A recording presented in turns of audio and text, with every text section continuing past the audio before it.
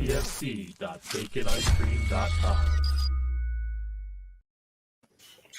What is going on, everyone?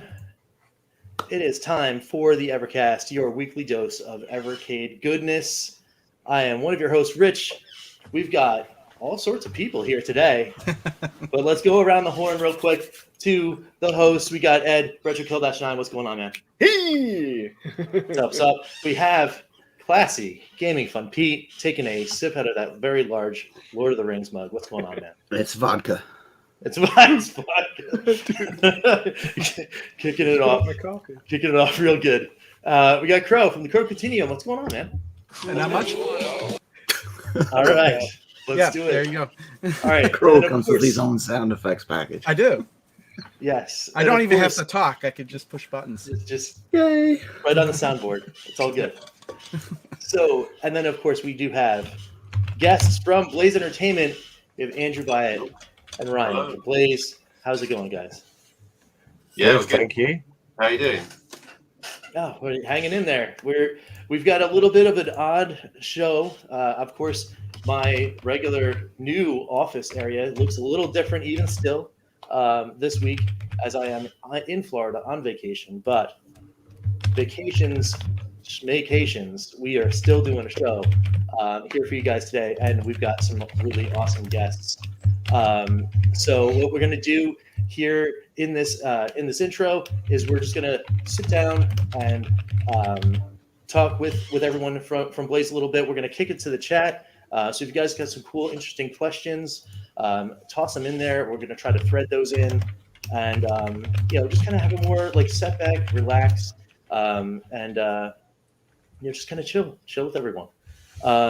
So while we get everything started, just to kick it off, how are you guys doing with the launch? Is everything's all getting set? You guys getting hyped, getting ready for the full VS launch? How's everything going? Yeah, we sent out a bunch of samples to reviewers a few weeks ago. As I'm sure you all know, the production was all finished, all the shipping went on, and we've had various challenges on shipping, which I think lots of companies like ourselves have had over the last few months.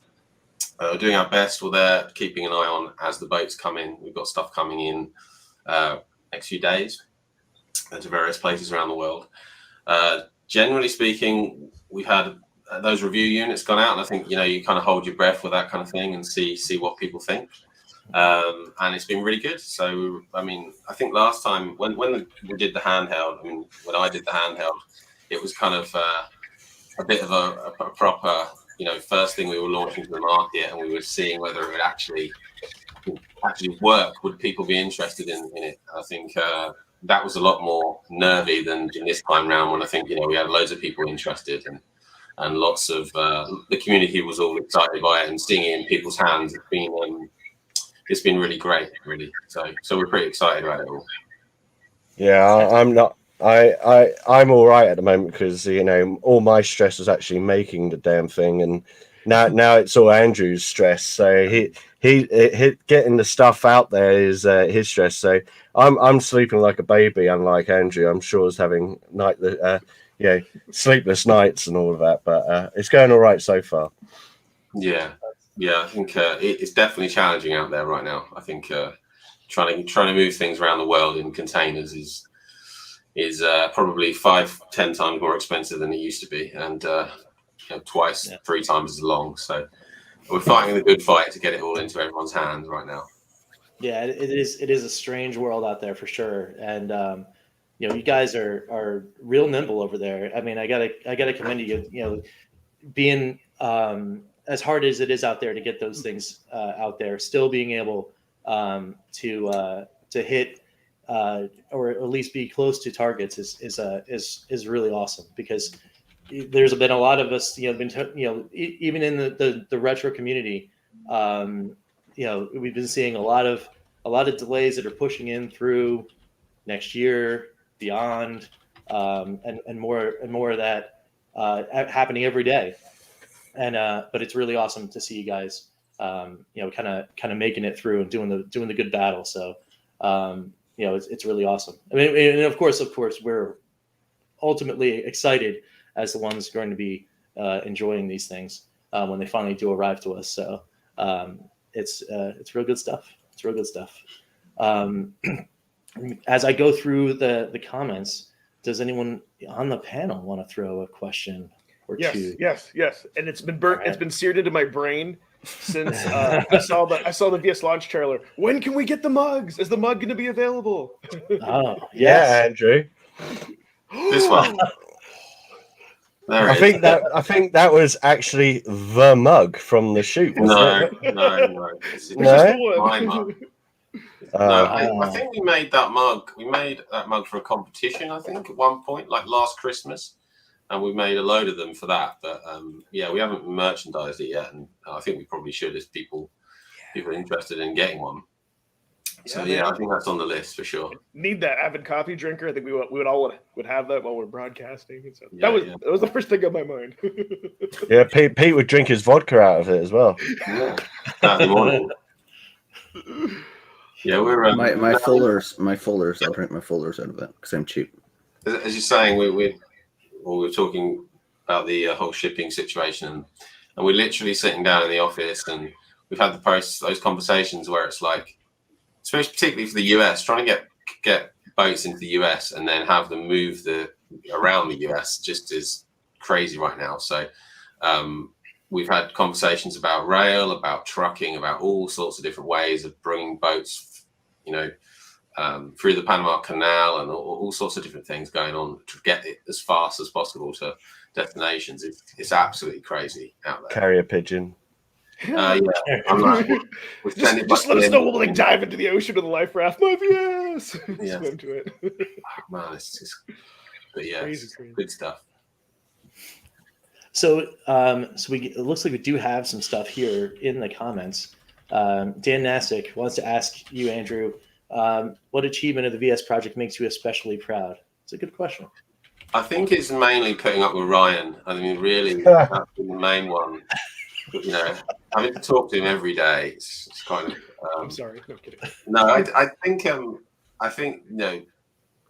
terms of if you compare the handheld, to the VS, I think when you get hold of it, it's kind of another level, completely different level. Which is thanks to Ryan and some of the other team who've done an amazing job to take it up to the kind of next level. We were trying to, make something better each time we make a new thing. We're trying to make something better, and I think we've definitely made something better than the handheld in terms of the user experience. But Pete can tell you. But yeah, it's definitely a step up, and I think the kind of roadmap and the plan going forward is quite exciting in terms of what we can offer and some of the fun and interesting things we can do. I kind of like the idea of us having all these community-led kind of features and things that are interesting to people to find or discover. And every time we do it, because that's the thing, we've been talking about secrets and things that people have been finding as they've got their VSs and stuff. But absolutely, if you imagine every time we run a new firmware update, we can change which secret games are combined with which carts every single time. So you might have tried them all out in the first instance. Me and Rich were talking about that the other day. Like when there's a new firmware update, going to be looking in the release notes. Like, are you guys going to say like new secret games? And we'll have to test that. That's awesome. Yeah, I think the idea with all of that, right, is that I know people like watching these reviews and they're like, oh, everyone's going to find the secrets before I get my hands on it. Well, we specifically kept aside a whole bunch of secrets for the day one patch. So, the guys who did get it early are not going to be able to find everything. There's always going to be something for, someone to find when they actually get it and do it on the day one patch. And, I think last week we was even working out what's going to be in, version 2, version 3, and we're working out what kind of secrets we're going to be putting in there. And, we're not going to explicitly say in the changelog, right, hit this button combination and get this game. We'll just say, there's new games out there. Go find them, right? And I think that's the fun, and that's what we really, really kind of excited about, and watch people kind of like, compare notes and discuss, and try and go out and hunt these games and little Easter eggs that we hidden in there.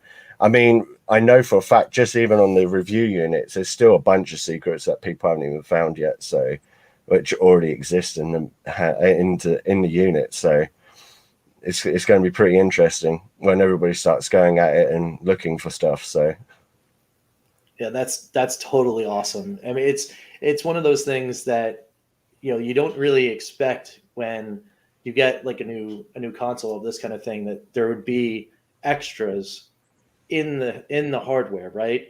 A lot of people see hardware as the thing that allows you to play the disc or the card or whatever. I think it's very cool that the system itself has an ecosystem inside of it that is all walled off, right? That you have to explore to find out. It is almost like the console itself is its own metagame. And that's really cool. I cannot wait to get my hands on this thing, because for days that's all we're gonna be doing is just trying to unlock everything. It's gonna be awesome. Well, I was actually saying to Andrew as well, like last week, I think one of the most greatest last minute features we added for the release version was the secret menu, right? Because every single review, every single video that's been put out, everybody's been saying, what's the secret menu? What does the secret menu do? What is the secrets? And I could tell you right now, there's already secret codes in there. I won't tell him what they are or what they do, but yeah, that was one of our greatest last minute additions, I think. I was so hyped about that, so I had to make a video on that, because I was like, come on, community, we need to try stuff. So yeah, I can't wait. It's almost seeming like it's going to be one of those things where like, oh, we're going to go through old retro magazines or something like that to look up like codes we forgot in games or whatever, just to see if you have them in there as Easter eggs. It's definitely going to be a cool experience for sure. But I guess kind of keeping on the theme of that, Dan, right again with another one for you, Ryan. Looking back at the development, what was your biggest hurdle or setback, and then what do you feel is the greatest achievement in the development of the console?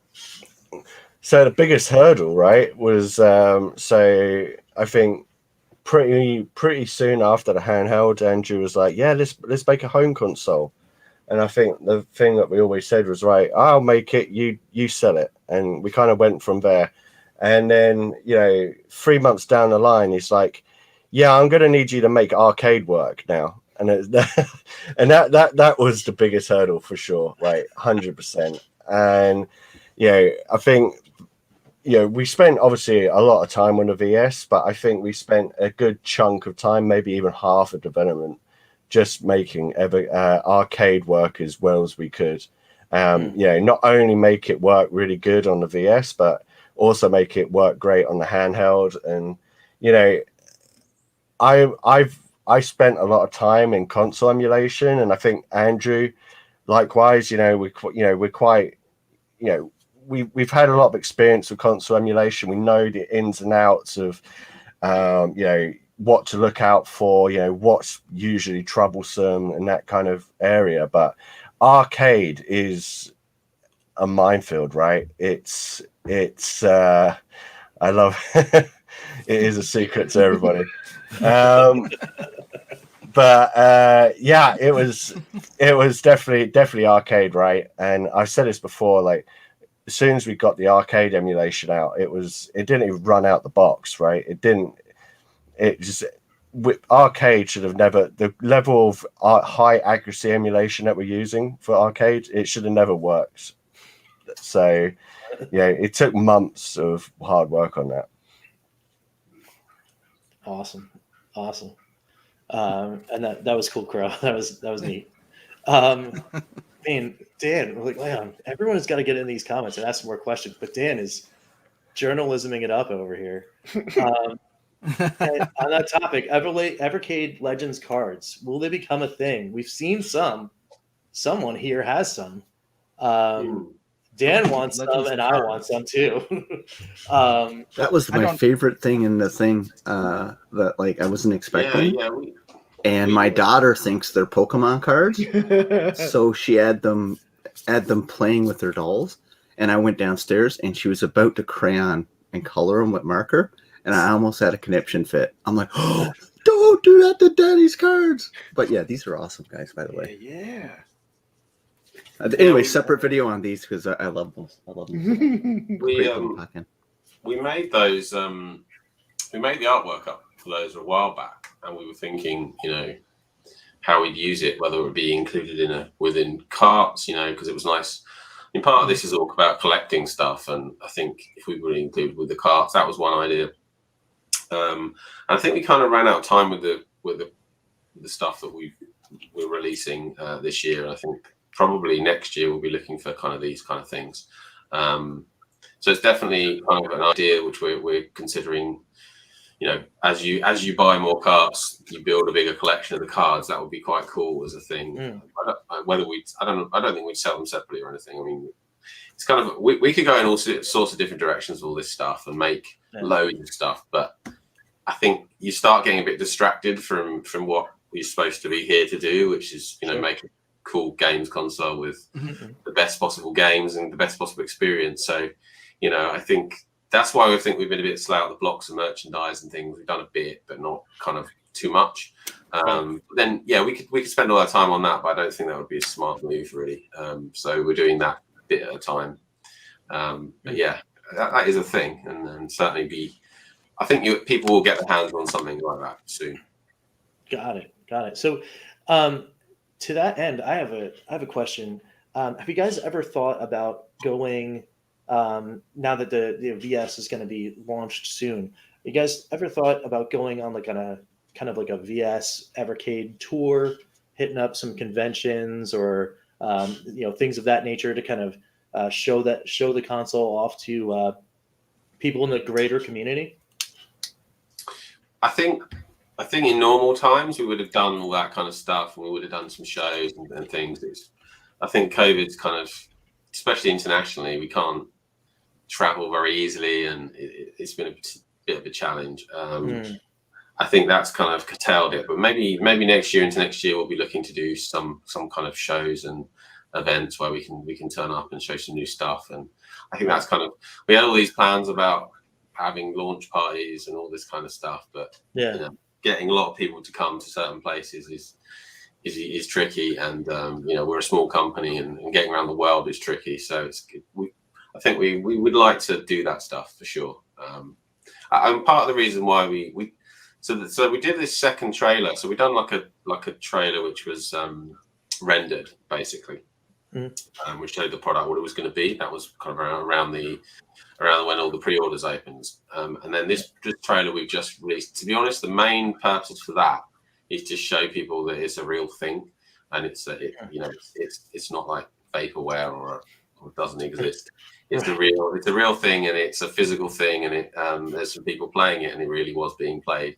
And that's kind of to make people comfortable with the idea. If they're going to place pre-order, it's coming basically. I think that's been one of the challenges. We've had an easier time, I think, because we've already released the handhelds. People were kind of sort of, these guys, they will come up with it at some point. It will happen. Which I think we've tried to do this, and even though we're late, and we're very aware of being late, and we talked about the challenges, I think we're still trying to be late in a period that's not too late. See what I mean?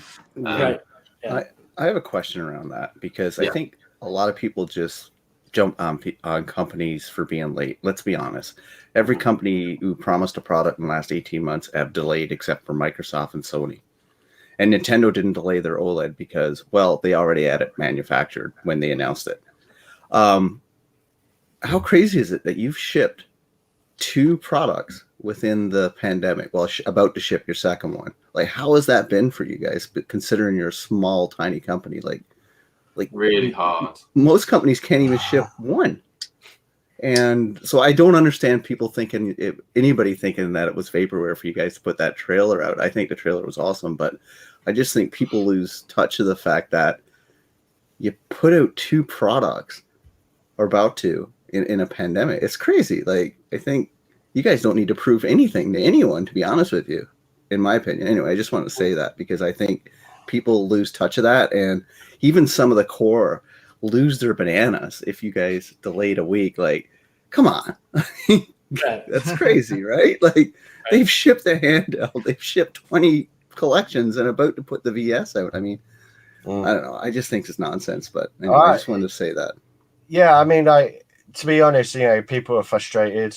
Our fans are frustrated, and we'll just say this: like, we're equally frustrated, right? Because we, as Andrew said, we're a small team, and especially on the development side of things, like, and I'm speaking on behalf of my dev guys who, we worked our absolute asses off, right, to get it to a level where we was happy with it, test it, fix all the bugs, because this meant a lot to us, right? It was a big passion project, and we get it in time for the factory. We set all these prediction dates.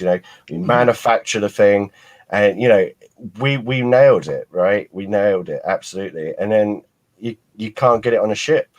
It's like you've manufactured the thing, right? You're sitting there at the dock at the right time, the right place, and and then there's delays for the shipping, and I think that's just been equally as frustrating for us, but as you say, like, thankfully, we had, like, with chip shortages, we had a guy ask us, like, what was the chip shortage situation like? And obviously it's been, and this is more Andrew's bag, to be fair, but the chip shortage was a thing. Obviously, absolutely, it was definitely a thing, but but I remember having, like, almost daily calls with Andrew and the factory, and procuring these chips months in advance to ensure that we had enough chips for the initial orders and stuff. So yeah, it's been crazy, but we're hopefully at the end of it now, so as I think Andrew, you just said, like, the ships are starting to turn up tomorrow, not tomorrow, very soon though, aren't they? So, yeah, they're coming in now. Well, not now, not literally now, like, not like just now. I disappeared. I mean, our logistics team were buying up chips just to make sure we had the kind of minimum viable number kind of in April, I think. So way ahead of when we were getting into production, we knew what we needed. Whether it was RAM or flash or the CPU, all that stuff was individually bought and kind of reserved, and fixed prices and all that kind of stuff. So we were actually in quite good shape there, and we were quite proud of ourselves. We were like, yay, we've kind of got around this problem, and then other stuff. But it's been an exciting time, and as you say, it has been a massive passion project. And I think if you start thinking like that, though, Pete, where you say, we don't need to prove anything, I think then you can sometimes slip into a position where you're not looking after your customer properly, and you're not kind of putting them first, and you've got to be saying, this isn't good enough, we've got to do better all the time, and then that kind of hopefully leads to happy people, and they'll continue supporting us and buying our stuff and keeping the company going, and helping us grow and all that kind of stuff. So yeah, we have to have that attitude, I think. Well, the amount of stuff I've ordered from you guys and paid for is probably enough to give Ryan a little bonus, right? So yeah, don't get like so much stuff coming in the next month. I don't six get Evercades bonuses coming in the last month. In the next month, I bought 6 Evercades. That's the 2 founders. Oh, go ahead, Ryan. No, I was just saying, he doesn't give me bonuses. He just lets me out of the dungeon every now and then. We've seen the dungeon he is in. Don't let him kid you. It's not a dungeon. The Blaze office basement. It's I'm chained to the desk there. Trying to churn out products. So sometimes he's nice and lets me out. So yeah, people get the wrong idea, Ryan. Seriously. So I gotta ask a question. That trailer, like, yeah, I totally get it. Like, but That trailer was pretty epic, though. It was pretty awesome. Like, I don't really fawn over trailers very often, but I must say it was cut and produced quite well. Did you guys do that in-house, or did you get a production company? So I had a creative Amy. She kind of storyboarded it and developed it, and there's actually a little story running through it. It's pretty fantastic. It's really a good trailer. I really enjoyed it. Yeah, apart from putting the feet on the train. Yeah, seriously, you knew that was going to be a problem with this audience. You know, the retro audience is above 30 for the most part, and we're all raised. The triggers in there ready for everybody, you know. Yeah, I'm like, I saw it, and the first thing I'm like, why? Don't do that. That's annoying. Totally pulled me out. But it was kind of, I think he probably did that on purpose, right? Yeah, I think. Well, I don't know. I when they were there, I don't know if there was a specific instruction or whether he just did it and they went with it. But I was hoping for a little shot of Mind Your Step. That's what I wanted when you went down to the tube. Like, if there was a shot showing that, because I think it's so iconic of the tube. So while we're on the trailer real quick, I think the thing I like was on two levels. Yes, it showcased off the VS, but like for me, it was total nostalgia because that scene where, you know, where the guy was playing Double Dragon, couldn't beat it, and then he walked into that arcade, which that blew my mind. And then sitting down there with his buddy, that was like so nostalgic, because how many times through your childhood you're trying to beat that boss or that level, and then the more friends come in, and it truly showcased how, hey, this isn't just another device, this is an Evercade community. So yeah, that was well done. And I'd probably seen that trailer 5 or 10 times just to making my video, and I was in awe of every time. So yeah, I don't know what else to say about that. That was really cool, though. Yeah. So maybe a little bit more of a tougher question, possibly to answer, but one that is probably on a lot of the audience's mind regarding the VS and the sad face that is the Namco carts. Is there any progress on getting those carts working, or is it just like kind of like lock up with license kind of thing? Yeah, I mean, it's that relationship was a challenge, because I think we kind of thought when we went to Bandai Namco and said, hey, yeah, you know, this thing and it's great and everyone's enjoying it. Well, we're going to make it work with the VS, and this is our new thing. We were already proud to present the VS to them, and we worked through the European office, and the European office were really happy and excited, I think, by it. And then they took it to Japan, and Japan said no, basically. We don't want you to put that on there. That's, you know, and there was a back and forth, I think, for a long time between the two offices. And then that we kind of had this conclusion that at the point of release, we wouldn't be able to make it work. Obviously, there's ongoing conversations there. The Bandai Namco, or the Namco Museum collections, because of the nature of our licensing arrangement, was Europe only anyway. It was Europe only, and then it was handheld only, and it's kind of been driven down into a tighter and tighter place. I think we need to, if I'm completely honest, I need to get over to Japan and sit down with everybody and present the product. But at the moment, that's not possible. You know, right. They're not. You know, lots of Japanese businesses are not really receptive to foreign visitors right now. You know, because of the pandemic, obviously. So I think that might take a bit of time, and I think we just need to kind of.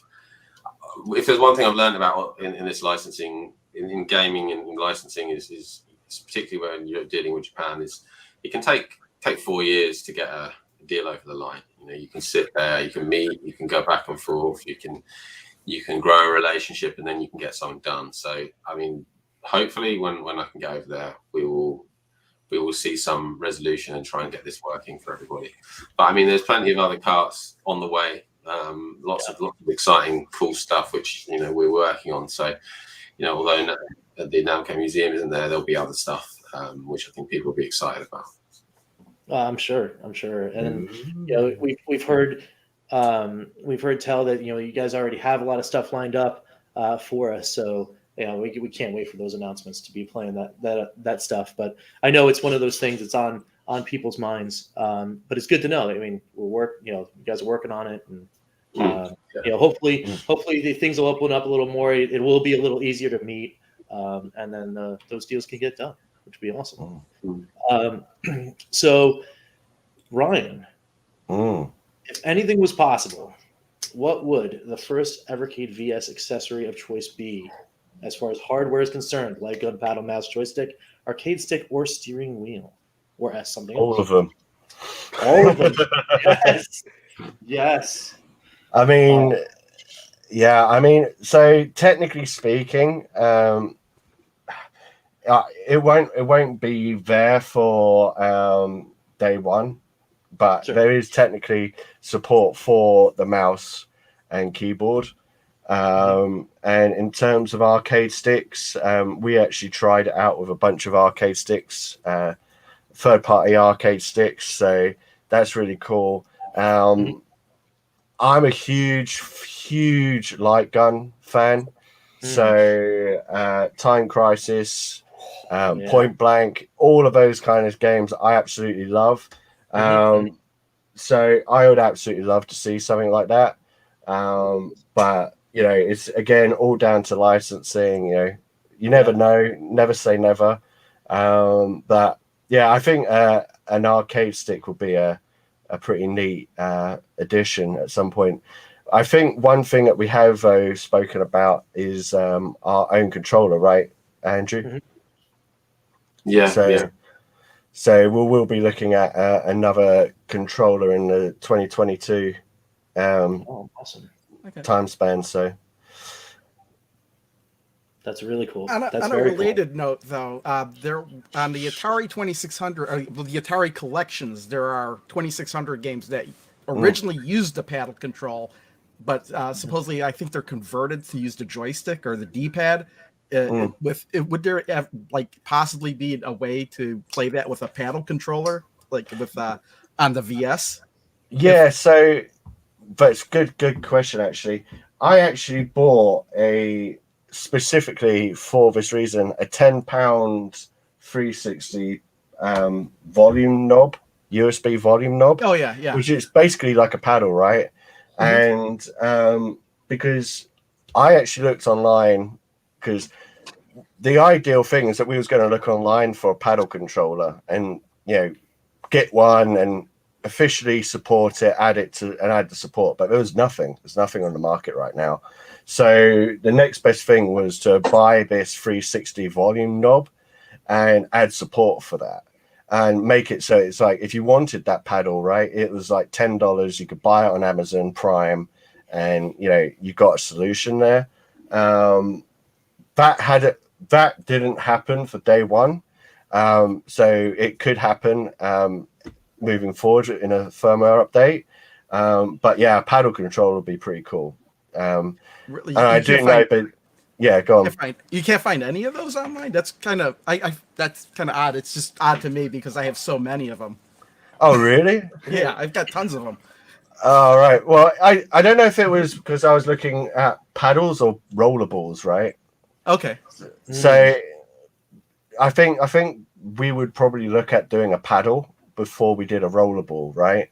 But what we was looking for was something which was like, I don't know, $10 to $20 rollerball or paddle, a few face buttons, and I couldn't find any. But by all means, Crow, hit me up if you could find a commonly accessible paddle controller, which is like not ridiculous. Tell me about it, because I could probably just send you one of mine. It may not work the greatest, but yeah, I mean that's the thing, right? That was one of the biggest things I wanted to add to the VS was that multi-controller thing, because I can't tell you the amount of times where I picked up a console, I'm really excited for it, but the controller's absolute trash, and they force you to use that controller. And that's not me saying the Evercade controller is trash at all by any means, but I think it was a nice thing. Everybody has their own preference for controllers, right? So, someone might like the Xbox, someone prefers the PlayStation, and there we go, there's the VS controller. So that was one important thing for us, right, was to allow for multiple different joysticks, controllers to be supported. So absolutely. Like, if we could find one, we'll add it. You know. Well, yeah, That's I mean, with the paddle controllers, though, like, they do need to be cleaned every once in a while in order for them to, be working like new again. And they'll always wear down again, and you'll have to do it again.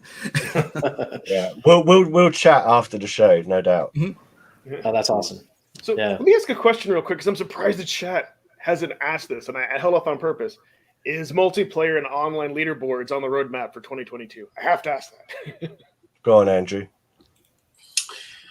I think we've got to develop that technology, make it all work properly, and I think that there's certainly a will and a plan to do that kind of stuff. I guess we just, with a lot of these things, we've got a plan to release some new firmware for the VS, kind of in the end of Q1, early Q2 next year, which has a bunch of really interesting things and fun stuff, which add to the experience. And that's kind of all planned in at the moment. But broader and longer term than that, it's really kind of what's everyone asking for. How big is the VS? How much? Is it? I mean, same with the peripherals. If this thing, if it sells very well, we kind of people are interested in it and it grows and all the rest of it. That enables more and more things to happen. So it's kind of about spreading the word and seeing what the reviews are like, and I think that's incredibly important that works for us, and then we can do loads of stuff. So fingers crossed that the market likes it when they get it in their hands, and people. I mean, our marketing strategy has generally been about PR and talking to influencers and getting people to sort of tell people that trust them what they think, and that seems to be the right approach for for this kind of grassroots type product. And I think that is we're not going to do hugely broad advertising campaigns or anything like that. I just don't believe personally that's the way to go. But we get the growth, we get all that interest, and it's selling well, and that will allow us to invest back into the product and make it more and more fun and better experience over time. So those are kind of the obvious things like leaderboards, and you can competition, then you go online. There's all sorts of different things we could do, but it's just about what makes sense, what's the right approach, how much, because particularly online play, if no one's there, right, on the other end, it's not a very good experience. So, No. We need a big enough audience to justify that kind of thing. Especially if you've got no friends like Andrew. Yeah. Well, you need an ecosystem, right? Like you need to have people playing it. I have a question, because you mentioned reviews. So a lot of the big early reviews came in from some major YouTube influencers for the video games and retro worlds. Like, I haven't dropped mine yet. Mine's coming. I need 100 hours with it to make it feel right for me. But what do you guys think of the early reviews? Because I think they've been overwhelmingly very positive, even more positive than the original handheld. What do you guys think? They definitely should be more positive than the handheld. I think I think the handheld's great, but as I said earlier, it should be a level up for people. It should feel like it's a better designed experience all round, really. But I think, there's a bit of the only thing that's kind of come up a bit is the people saying, "Oh, the controllers are not great, or they're not as they're a bit light, or they're not as." And I think, obviously everyone has a different feeling when it comes to controllers. Our controllers are, I hope they're better than similarly priced products. And I think if you compare them to maybe a Xbox or a PlayStation 5 controller or something like that, they're not going to be the same feeling. This is the hot garbage you get with a majority of similar price systems out of a certain place, and I can break it quite easily, just smash it in two. So to do it, we sort of said, right, with the controller, what we want to do is basically take the handheld and just put it in the controller. So that was the aim. But obviously it's lighter because it doesn't have the battery in there and it doesn't have a bunch of other things. But the buttons should be pretty much the same. The D-pad experience should be pretty much the same. That's been a really important. We did update the D-pad though, didn't we, on both the handheld and the because Okay. we strengthened it and tightened it up a bit. Yeah, it's stiffer, a little bit more stiffer, and it's higher. It's got a higher, but Yeah. it's a So twin that of was the just. Yeah, I tell you what though. I tell you what's been absolutely mind-boggling, right? And that we've been giving these units out. Reviews, as you say, have been overwhelmingly positive. Generally speaking, when you see the cons, the pros and the cons, and most of the cons is that it doesn't come with an HDMI cable, not that the emulation's really bad or something like that. And, that in itself, you know that we've done something right there, and that's really humbling and really positive to feel.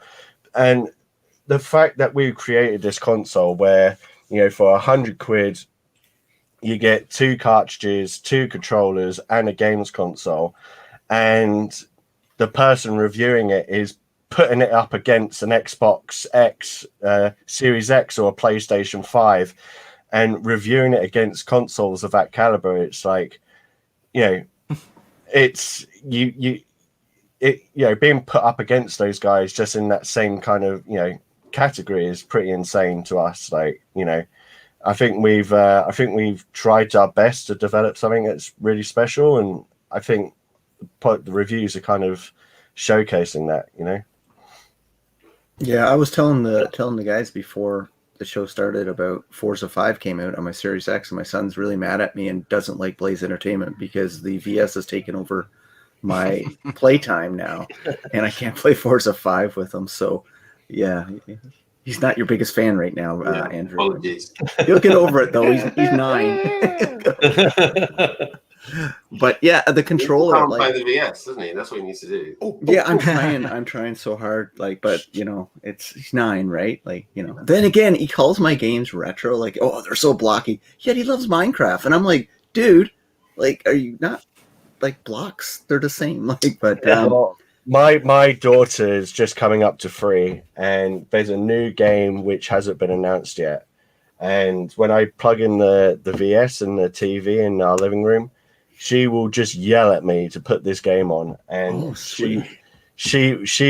it's kind of a great thing, right? Because I get her involved with it, but it's also really irritating because she only wants to play this new game, and it's like, come on, just let's play something else. But yeah, I can understand where you're going with that, Ryan, because here on the trip, right, I only have my one Evercade, right, but my son Douglas also realizes that I have my Evercade, so it's been this entire vacation a tug of war between me and him, so we can play some games. And I only have 2 collections.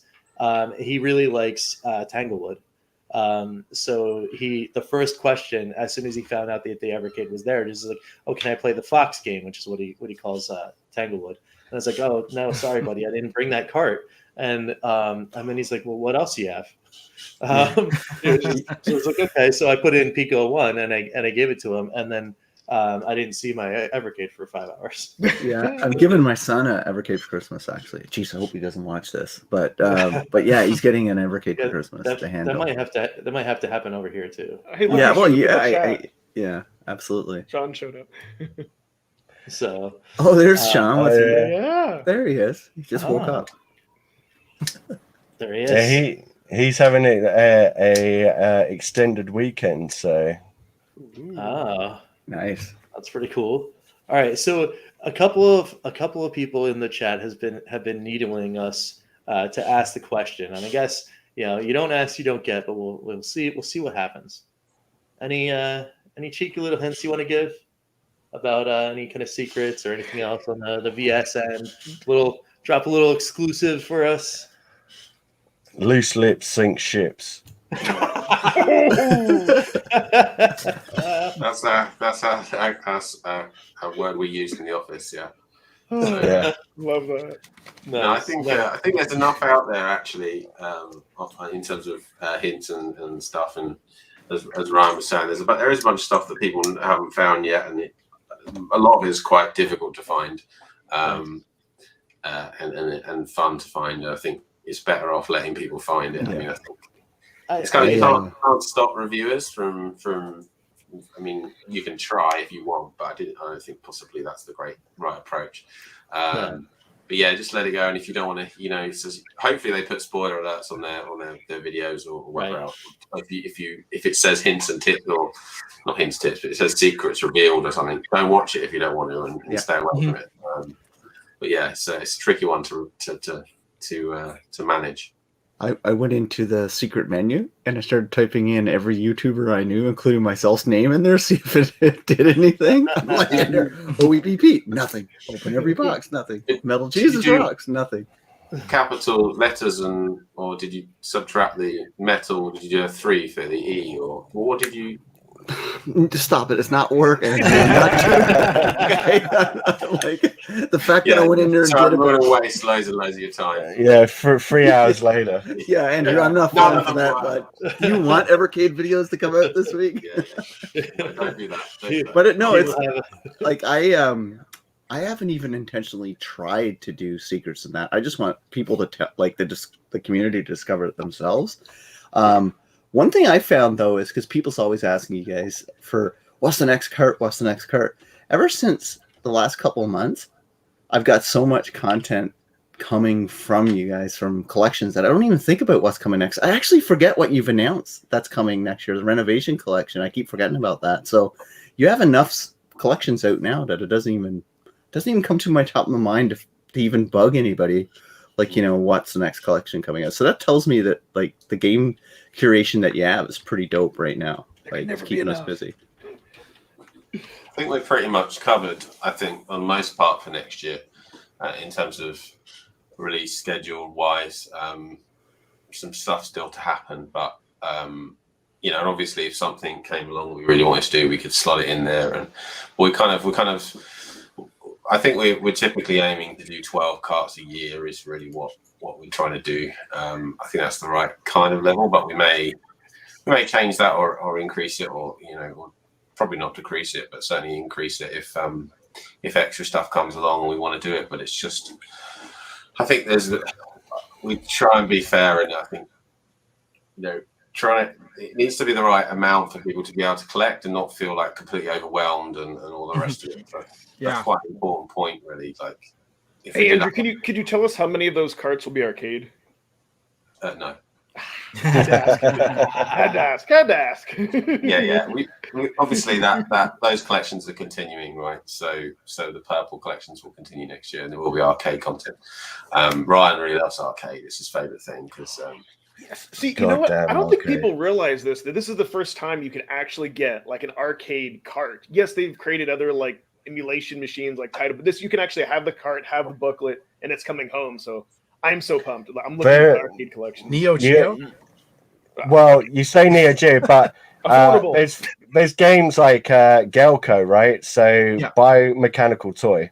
Okay, the first time it's ever been released outside of an arcade machine is the Evercade. Yeah. And I think that's one really strong point about the Evercade, right? Is that the curation aspect.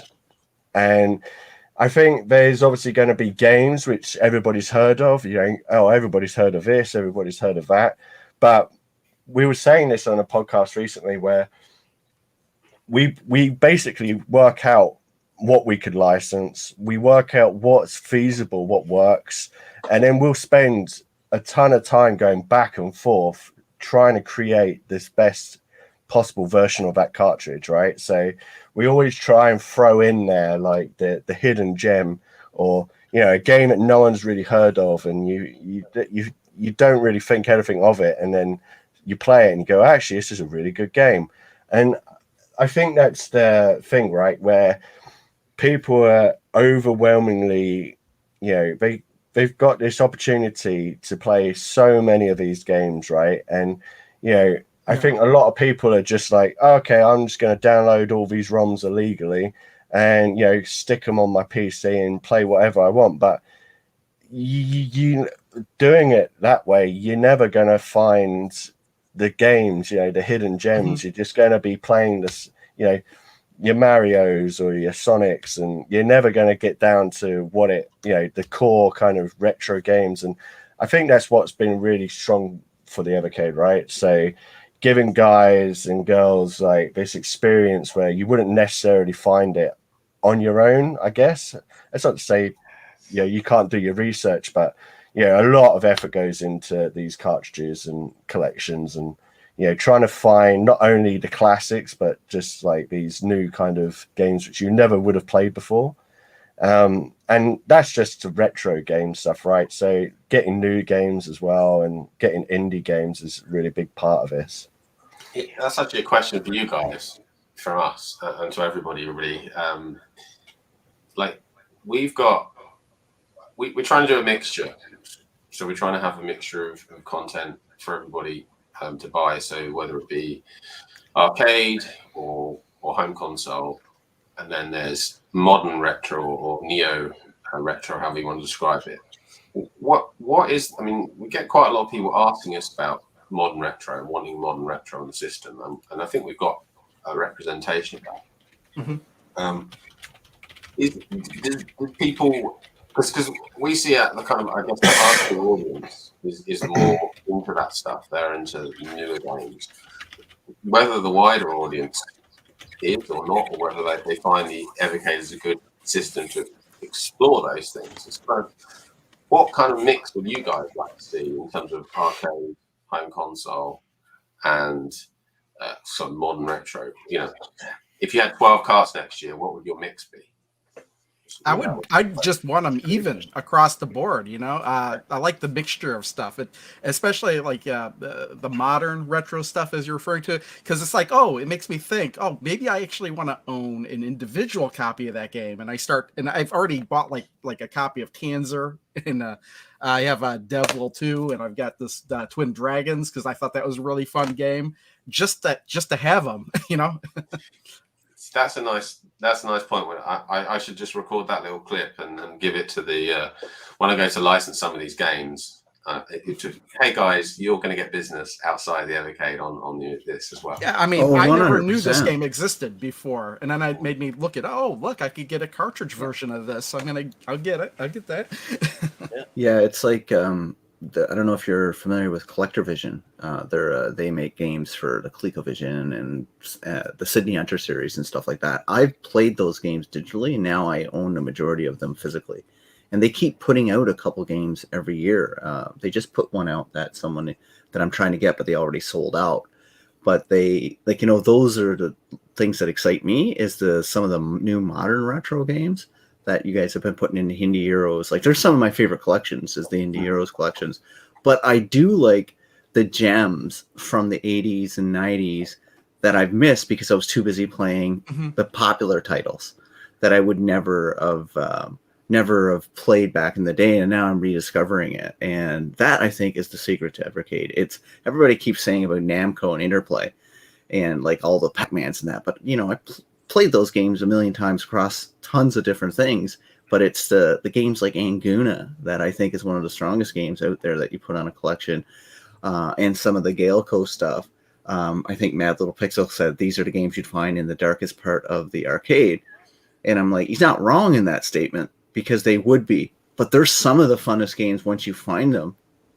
And bringing them to the people now, like all the guys and girls out there on the Evercade, that's making those collections so desirable for the retro community, because like now everybody's playing the same games, playing either Call of Duty, Battlefield, FIFA, all those games, right? Or the third in a series. Look all the other games that people are missing that's come out in the last 10 years in modern consoles. That will be the gems 10 years from now. So I think you guys do a really good job, and that's why I don't ever get excited about a new Atari collection. But I must say, this latest arcade collection really blew my socks off. Like, I was not expecting it to be that good, like, to me to enjoy some of those games again. But anyway, that's what I think about it. Funny that you all say that, because I love the games I don't know about. Initially, I know I wasn't as excited for Atari, but lately I've been playing a lot of those like score chasing games, and so now I'm actually excited to have all those Atari arcade games on one cart and having to swap back and so I think it's a good balance. Like, I don't want there just to be like full of indie heroes. I don't want there just to be Namcos, or maybe I would, but it's a good balance. One thing that would be on my wish list, because I know you all have a relationship with Mega Cat Studios, if you could get them to put Lethal Wedding on, on something. I've never heard of that. See, Yeah, is it a good game or is it an ed game? No, it's when I did my my prediction video of what I would want for hidden games, I picked that. And I went poking around. It's a game where it's been out of stock. I don't know if they're ever going to get it back in. You're the bride protagonist, and you have to save the groom, and it's an overhead shooter. It would it would be nuts. It would be nuts. So I only bring that up because it would be possibly be doable, since I know you all have an awesome relationship with like Mega Cats and Pico and cool things like that. So. I love how everybody keeps hammering about the microcomputer collection. That's my newest addiction, is learning everything about that old scene. That's pretty cool. Yeah, there's plenty. I mean, there's plenty to go at, right? So it's not like it's running out. The well is not dry. It's there's a lot down there, and we just need to.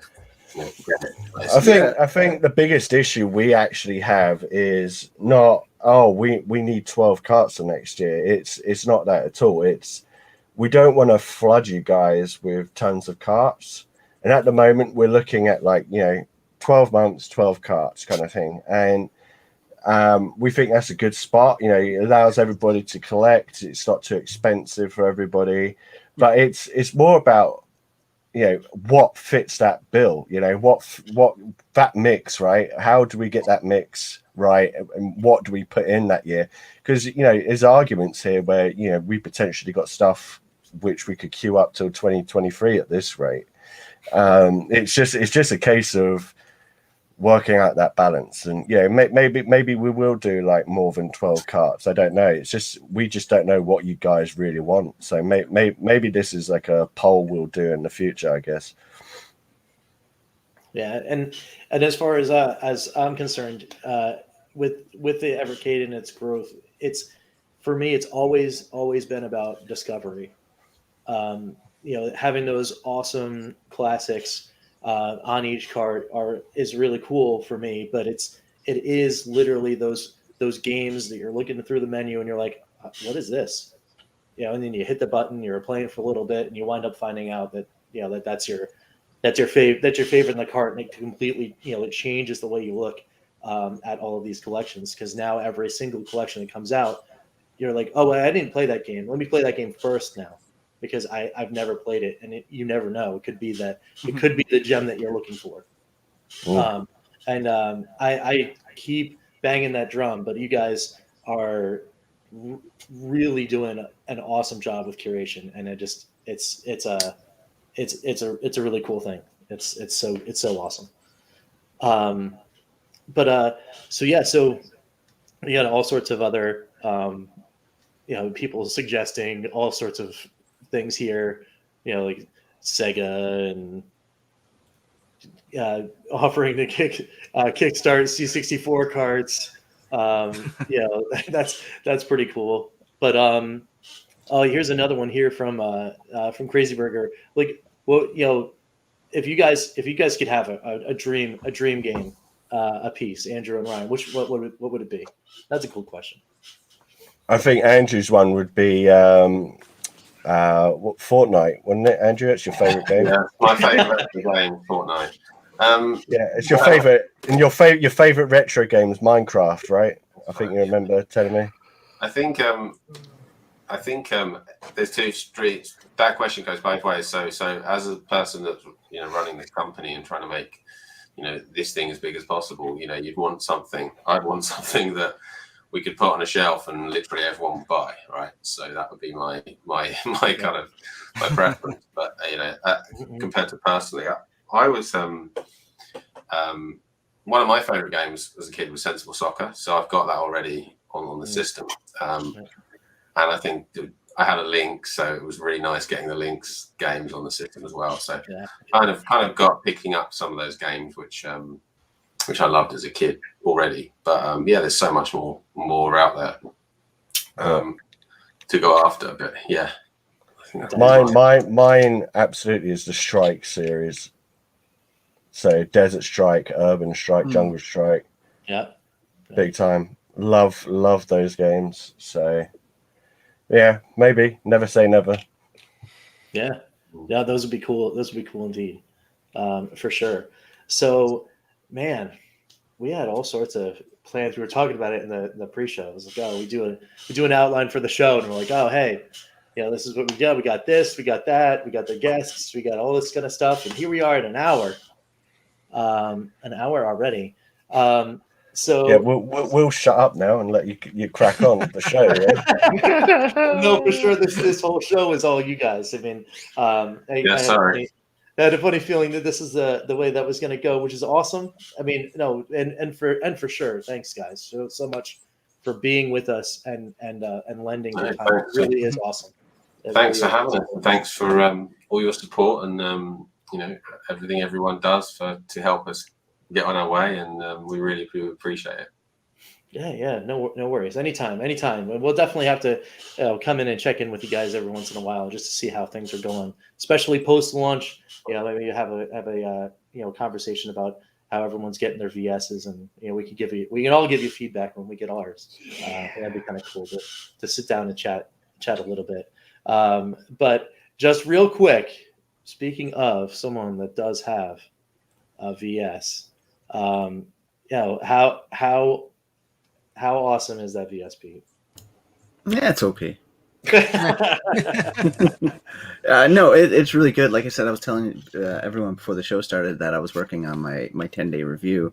I've got almost 50 hours in so far. I haven't really slept that much. I've been playing as much as I can, testing out carts and stuff like that, and going through the collections, getting my first impressions up.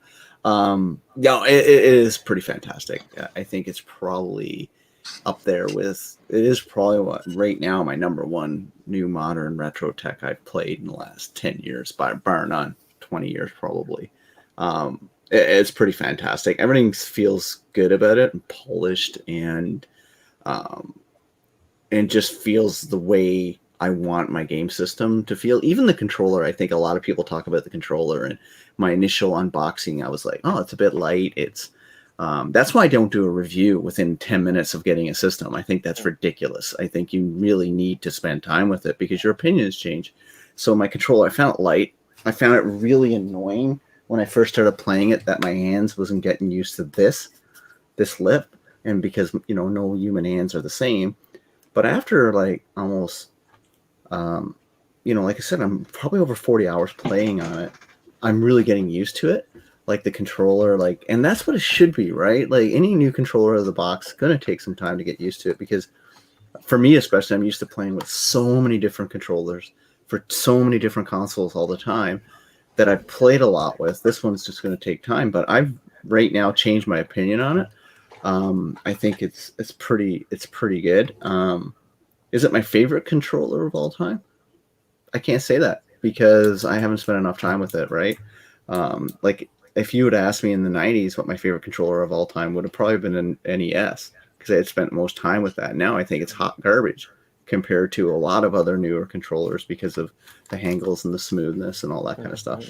But yeah, there's a lot to love about this system. For the people that are waiting to get their Founders and their actual standard edition VSs, you will not be disappointed.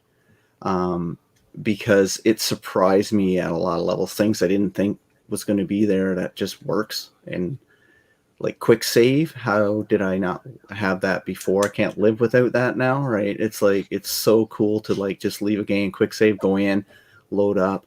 But yeah, there's tons to like about it. And I haven't found a negative on the system yet that would be like, whoa, takes me out of the experience, which is kind of, I've not had that. I've done the Polymega, I've done the VCS, both. I'm big fans of both, but both are, have some really big drawbacks to them. And the fact that I'm getting this for $120, I mean, come on, when's the last time you could pay $120 and get 40 hours of entertainment out of it and want another 4,000, right? It's pretty cool. Again, though, I want to spend another 40-50 hours with it, and then my review is going to come out late next week, I'm hoping. But I just can say that going into this, I gotta say, when somebody wants to sell me a retro console, I wasn't expecting the quality to be as high as what it was. Now, why I say this might sound like an insult to Blaze, but it's not. Let's be honest. Here we go. Here we go. This is what they've shipped first. I love this thing, but it's not without its problems, right? But the problems are mitigated by the fact it's $70. Like, I mean, seriously, it's $70, and I've beaten this thing to pieces over the last 2 years, and it still works like a tot. So I'm thinking, okay, is the Evercade going to be of this type of build quality, which I would have been totally fine with and loved it. But it takes this and pushes it up like 10 levels. Like the console's heavy, it's got half, and it's solid, and everything just works. And it's like you can see the evolution in their product. Like, seriously, I'm blowing smoke up your butts right now, but it's true. It's like, it's honestly, if you compare it to this, and this is already good, this is great. So people will find problems with it I haven't found with it, but I challenge them now. Find a problem with the VS that I agree with, and I'll send you a free game. Because I don't think there's a problem with it so far. Well, that's easy. You just disagree with everybody. Yeah, that's true. But that's my out. But yeah, no, it's lots more coming in my review. Like, but again, I've got a lot more time to spend with. But I'm pretty impressed with it, and it's pretty hard to impress somebody who's already impressed with the Evercade systems and ecosystem. So that's awesome. But anyway, but you guys are gonna love it. Like, absolutely. I'm so grateful. Like, I want to thank you. I know I've already thanked Andrew and Ryan on my videos for sending this out to me, and Sean. It was very thankful of it, and thanks for letting me share everything to the community, because it's awesome. It's a really good, tight experience. And get these for sale, because this is one of the most comfortable T-shirts I've had in a long while. Get them up there. People will buy them. Yeah. Sorry, that's a bit long-winded. No, that was good though. It was good. I mean, hype level here is definitely raised like a whole bunch, even more, than it already has. But I also agree. I would love to have one of those VS shirts. I'd rock one of those. I mean, I'm rocking this one right now, and I think I even picked up the other one off of Fun Stock just for fun. Hint. But you know what? I mean, if they're available, I'd buy them. One thing I was doing during the show is, like, I was playing GameCo collection, and I had it in my Evercade this morning, and I just took it out, popped it into my handheld, because it was more comfortable than looking at my TV here, and I was just playing the game straight on, like, just continuing on. Yeah. I don't have the new UI on my Evercade yet, the handheld, but it just works. Yeah. And there's no depreciable difference in load times, Ryan. I don't know if there is between the arcade collections, between the handheld and the VS, because it felt like it was like literally the same amount of time to load. No, so like a lot of people have been actually asking, does the arcade work just as well on the handheld as it does on the VS? And generally speaking, yes, right? Because whenever we make these arcade carts, the first thing we develop it for or test it for is on the handheld, right? Mm-hmm. And generally speaking, if it works on the handheld, it's going to work fine on the VS. The extra oomph in the VS is for, future little bits of, scope for improvements in the future, but it's also there to play at a much higher resolution, right? The cruising series. Get the cruising series on there. That's what you need to go get. I love those 3 games. I do love cruising, but it's but so yeah, to answer that kind of question, I know people asking it. We develop on the handheld usually when looking at these arcade games. So cool. Yeah, it works great. Like exactly how you guys advertised, going back and forth. It's really cool. I feel like I'm going to neglect that system for the next 6 months until I go on camping trips or stuff because of the VS, but that's okay. That's very cool. Very cool stuff. And thanks, Pete, for sharing your views on the VS. All right, cool. So we're gonna move on just a quick trip to the Evercast Score Challenge. I was able to actually participate this week. It was awesome. I beat you, so I'm happy. Yeah. Well, Pete did play different game mode than everybody else. No, I didn't. I just started up and played it. Yeah, you didn't change it to arcade. Yeah, you got to change to arcade. Oh, I could have beat y'all then if I changed it to arcade. I don't think the scoring was any different. The only difference is what you complained about then. Well, you kind of slowed yourself down by having to go through the story. Oh, that's fine. Doesn't matter. I wasn't going to beat you guys anyway, so.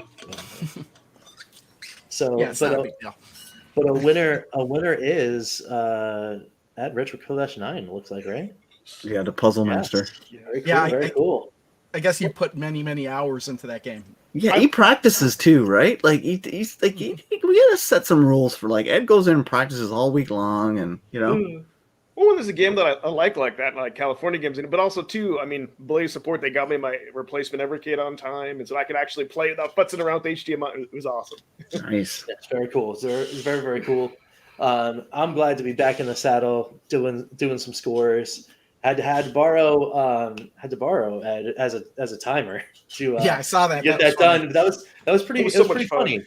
It might actually wind up doing that another couple times during the score challenges. Yeah, you guys remind me of Laurel and Artie doing that. It's kind of funny. Yeah. My favorite part of that Cool. video is when Ed told you to make a move and you made that move and instantly lost the game. Yeah, like Ed is like, dude, Yes. don't trust Ed as far as you can throw him. Like, Yeah, he's in it to win it. Like, he'll sneaky. just, Let's face Yeah. it, he was going to lose either one. he's the Sith on this panel. There's no Jedi in him. He's dark side all the way.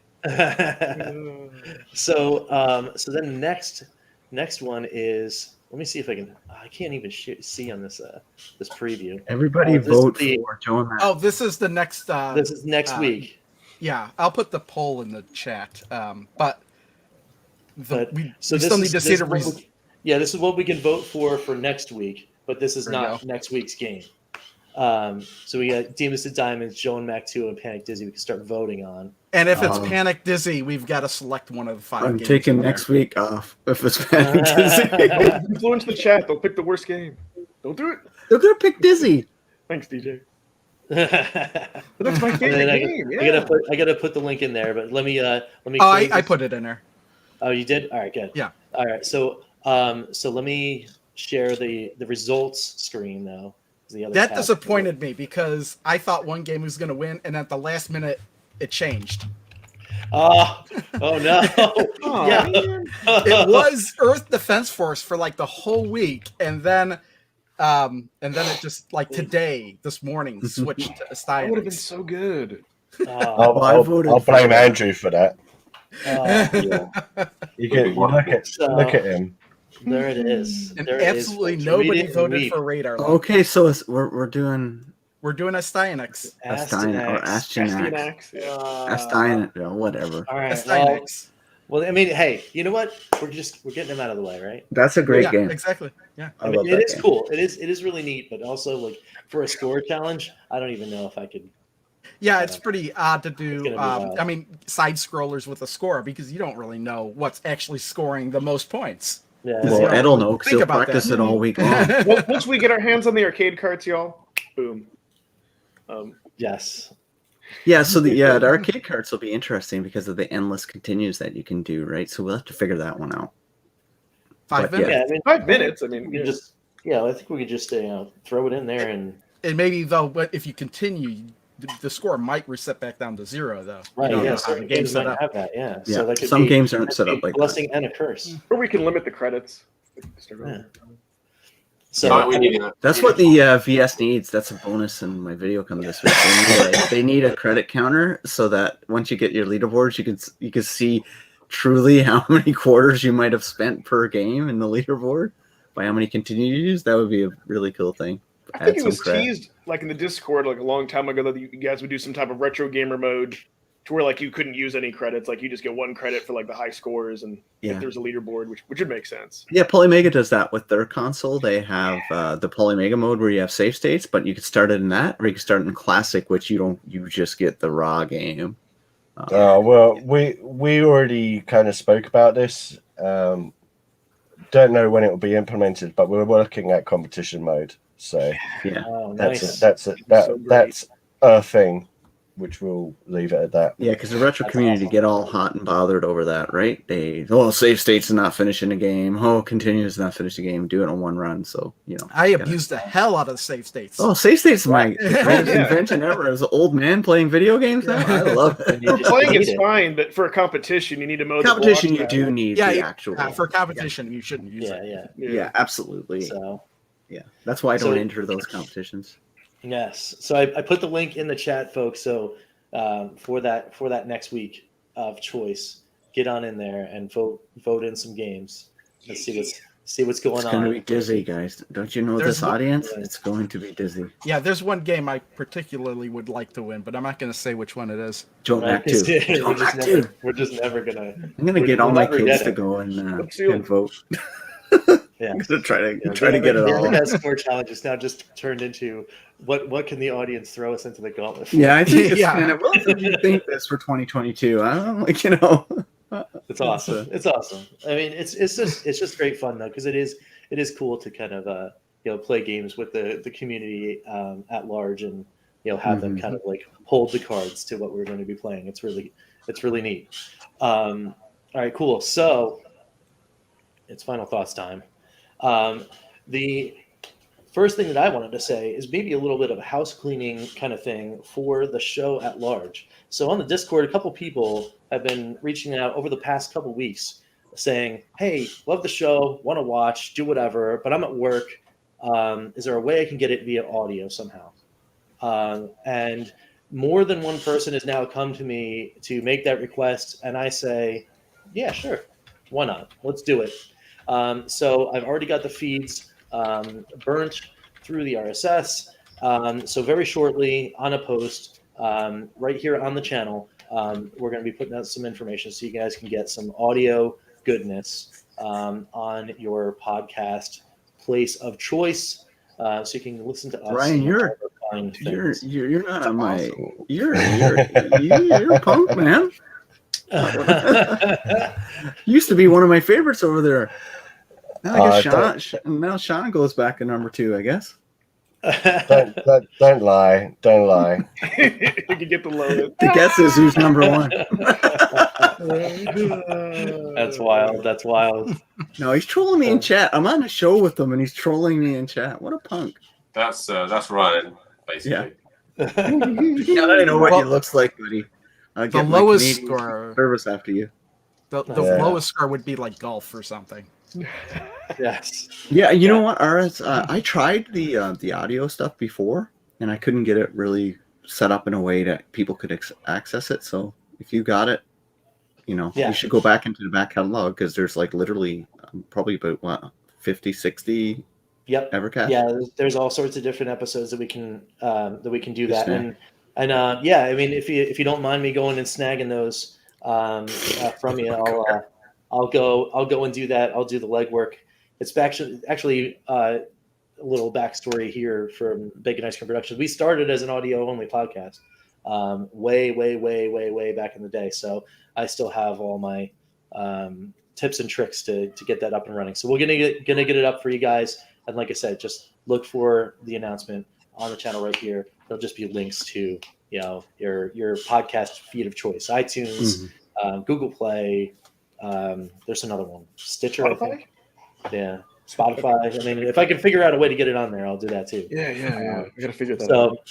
So yeah, we're definitely going to be doing that. But other than that, I want to once again thank our special guests for coming in and hanging out with us. It's been really awesome having you guys. This was a really awesome show. I really like this one. It was cool. How about you guys? You guys have any other final thoughts, special things coming out, some cool things coming out for the week?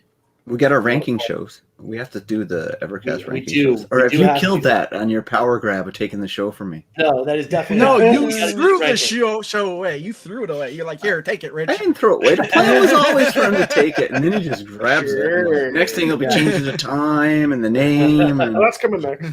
I still have approved one guest. That's mine. Oh, yes, that is true. But also, speaking of that, we do have to talk about some other cool stuff maybe offline. Yeah, the ranking shows. Cool stuff. But yes, we got to get the ranking shows going. We got to definitely put all of that together, because those things are fun. I love doing the ranking shows. So it's going to be really awesome. Just looks for cool stuff here too on the channel. Just a little self plug real quick. Coming through. As I'm down here in Florida, I did also get the time to do some walking. As some people know, here on the Bacon Ice Cream channel, we do what I like to call good things for great causes. And I did the walk to end Alzheimer's for my buddy Atari Creep. So my series will be coming out on the channel, hitting this week. which will be really cool. Some fun times there. So definitely check that out. Anyone else have any last things before we start waving, saying goodbyes? Yeah, I have one thing after it. Sure, I'll throw my plug for next week. So Yeah. I'm starting a new series if the community likes it. So if you want to get good at Xenocrisis, watch my video that drops Tuesday. Oh, sweet. That's all. Like good like you, cheating wise. I mean, and fight words. words. No, actually, yeah, I could use some tips on that one. Did you finish it, Ed? Yeah, I've completed it with the On the hard good, though. I need the no, tips for hard. not on hard, but I've completed it with the good ending on easy, which is still very challenging. I'm working on hard. I just got one update. So Data East Arcade gameplay impressions is up right now, so go check that out. It's probably I don't use the word masterpiece very often, but it is a masterpiece of a collection for the Evercade BS. Like, if you only buy one arcade, which you should not, you should buy it all, because Andrew will send me a nasty note if you don't. But it is quite possibly my masterpiece. Like, it is quite possibly the best collection of games I've ever played. And I did a 45-minute video on it, so Wow. keeping my attention for 45 minutes to do video editing is nuts. So that's up. Technos is dropping tomorrow, and then in television, then Bitmap Brothers, and then a bunch of other stuff in the review next week. So I'm pretty much going to have Evercade video a day for the next probably couple months, because it's so much to uncover there. So anyway, Awesome. but yeah. The Data East collection, unbelievable how good that collection is for me, like as a gamer. Anyway, Nice. that's it. Yeah. All right, Crow, you got anything going on? Oh, I've just been playing Zaccaria Pinball. Nice. I got one video scheduled a week now, all the way through May on that. So, Dang. Excellent. just catching up on the stuff I haven't done. Good stuff. Good stuff. All right, guys. Thanks again once again for chilling out with us and watching.